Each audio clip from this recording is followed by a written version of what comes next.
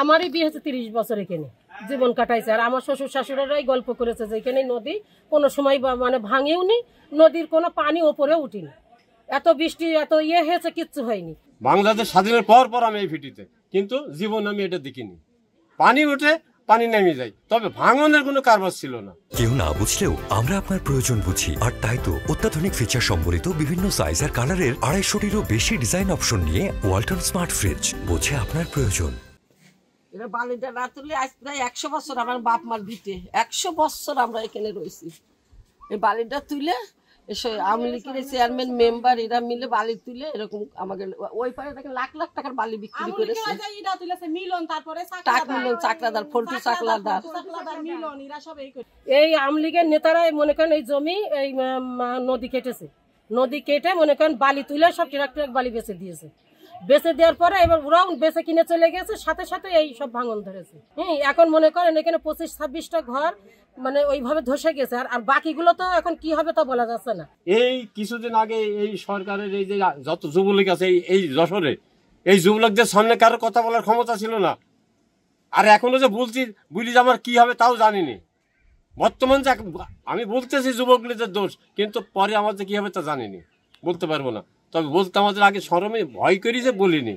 কিন্তু এই কাজ আমি আপনার স্বাধীনের পর থেকে দেখিনি, এখন বর্তমান যা দেখতেছি। কিছু না হলে ধরেন হাফ কিলো ভেঙে গেছে, অন্তত 150 বাড়ি হবে। এখন এই বাড়িওয়ালা সবাই কেউ রিক্সা চালায়, কেউ ভ্যান চালায়, কেউ মজুর খাটে। নদীর কোলের জমির দাম কম বিধায় আমরা গরিব মানুষ আছে কিনেছি। আমরা বাধা দেওয়ার পরেও ওরা করে গেছে এবং ওরা প্রচুর বালি বিক্রি করছে অবৈধভাবে, কিন্তু তার শিকার হচ্ছে এখন আমরা। আমার 6 তলা ফাউন্ডেশন দিয়ে বিল্ডিং তৈরি করার কাজ আমি হাতে নিছি, আমার 2 তলাও হয় নাই, কিন্তু আমার মানে 1 কাঠা জমিরও বেশি চলে গেছে নদীতে। এখন আমার বিল্ডিং মানে পুরোপুরি হচ্ছে ক্ষতির সম্মুখীন এবং যে কোনো সময় হেলে পড়ার সম্ভাবনা। তাহলে আমরা কোন জায়গায় দাঁড়াবো বলেন, কোথায় যে আমরা দাঁড়াবো? আর আমাদের এমন অর্থ নেই যে আমরা এই ঠিক করব।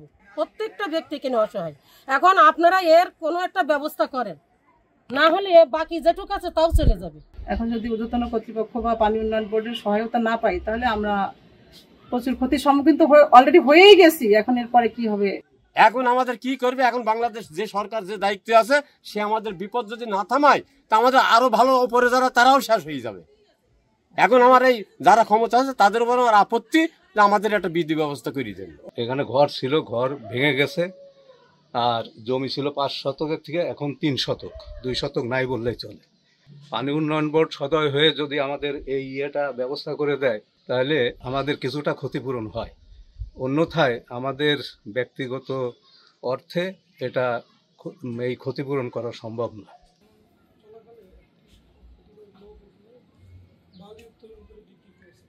আমি যেদিন খবর পেয়েছি যে ওখানে একটা ভাঙনের পরিস্থিতি সৃষ্টি হয়েছে, আমি পরের দিন আমার স্টাফ সহ আমি নিজে সরজমিনে পরিদর্শন করেছি।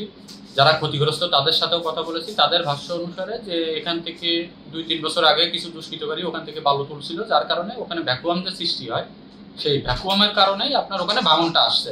তাদের সাথে যোগাযোগ করে আমার স্টাফ দ্বারা ব্যাথমেট্রি সার্ভে করছি যে গর্তগুলো হয়েছিল বালু তোলার কারণে, সেগুলা এখন আর এক্সিস্টিং আছে কিনা, তা দেখা যাচ্ছে সেই এক্সিস্টিং নাই। আমি ইতিমধ্যে কতটুকু জোরকে কাজ করা প্রয়োজন মানুষের বাড়িঘর যারা ক্ষতিগ্রস্ত হয়েছে তাদেরকে বাঁচানোর জন্য এবং খাদ্যের জন্য ক্ষতিগ্রস্ত না হয়, ইতিমধ্যে উদ্যোগ গ্রহণ করেছি। আশা করছি খুব তাড়াতাড়ি ওখানে ওয়াইসটাই প্রতিরক্ষামূলক কাজ বাস্তবায়ন করে দিতে পারবো, যাতে ক্ষতিগ্রস্ত মানুষজন যারা ক্ষতিগ্রস্ত হয়েছে পরবর্তীতে খাদ্যের আর কোনো তাদের ক্ষতি না হয়।